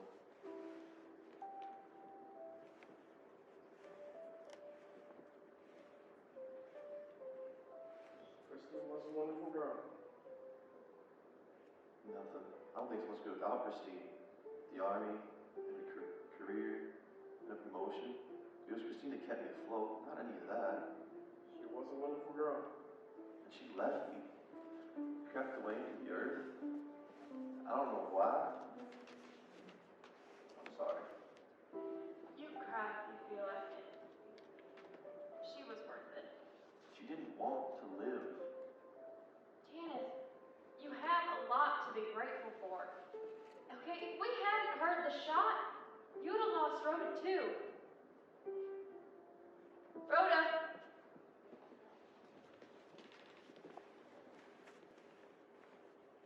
Did you like it, Daddy? I played it for you. Oh, Rhoda, my Rhoda. There's a little Christine left. It's in your smile. I love you, Daddy. What will you give me for a basket of kisses? For a basket of kisses? Oh, my darling. I'll give you a basket of hugs.